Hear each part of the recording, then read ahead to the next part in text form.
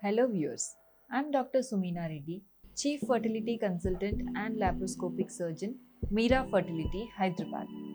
Today, let us talk about hydrosalpinx or the swollen fallopian tubes and how they are going to affect your fertility. The fallopian tubes are narrow, slender tubes attached to the uterus or womb on the left and right sides.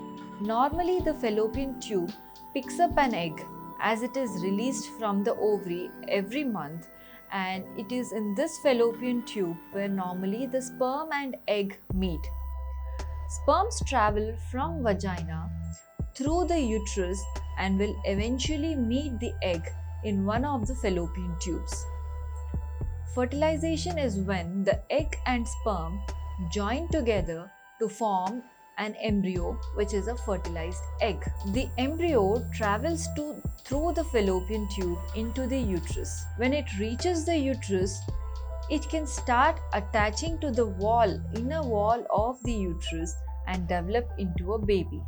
This process is called as implantation. Damage and block of the end portion of the fallopian tube can cause it to become filled with fluid. The swollen and fluid-filled tube is called a hydrosalpinx.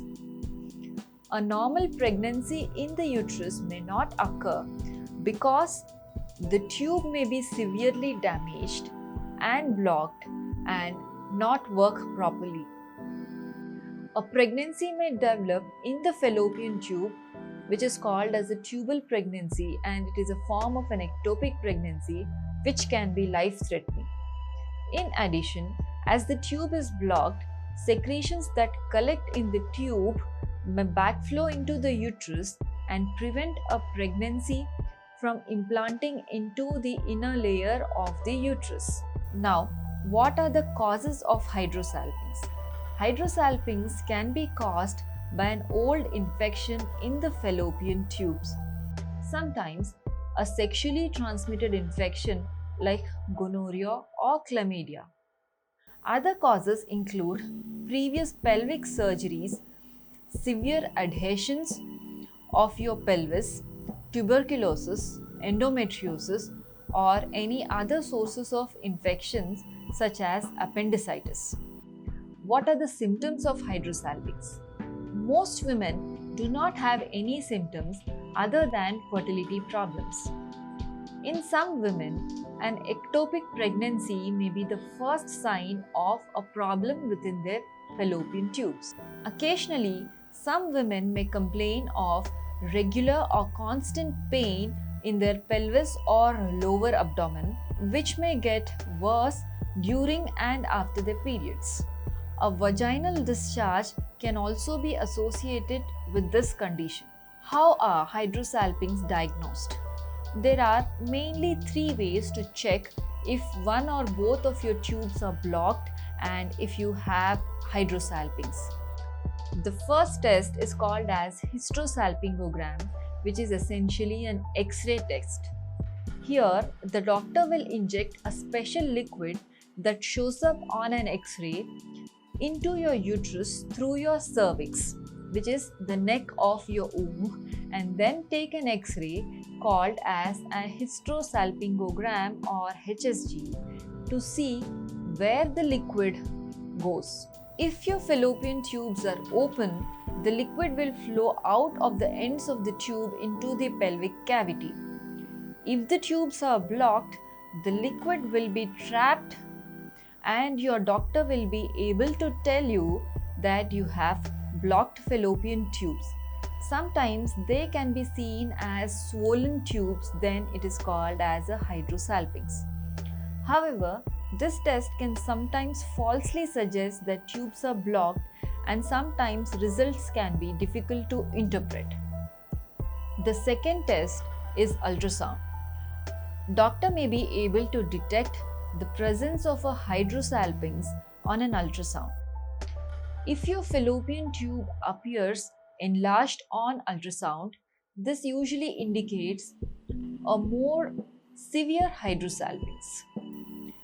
The third most important test to see for hydrosalpinx is laparoscopy.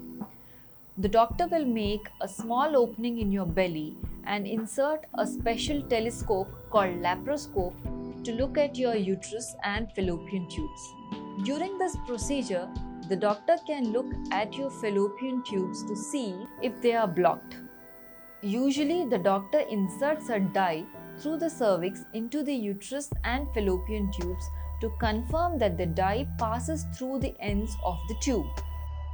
During laparoscopy, apart from diagnosing whether the hydrosalpinx or tubal blocks are present or not, at the same time, you also get an option to treat or open the blocked tubes.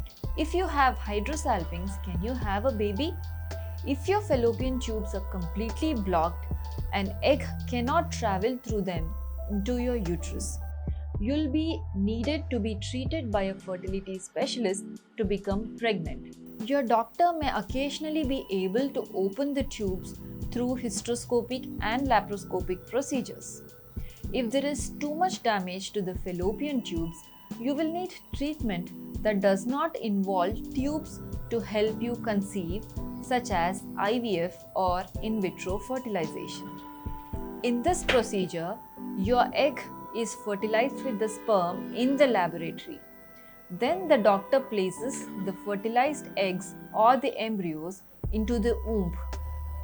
Your doctor may recommend that your hydrosalpinx be removed or separated from the uterus before placing the embryo into the uterus, as the hydrosalpinx may lower your chances of pregnancy.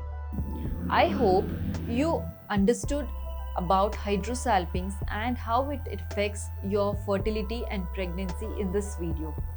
For more information about fertility and women health issues, like, share, and follow our YouTube channel. Thank you.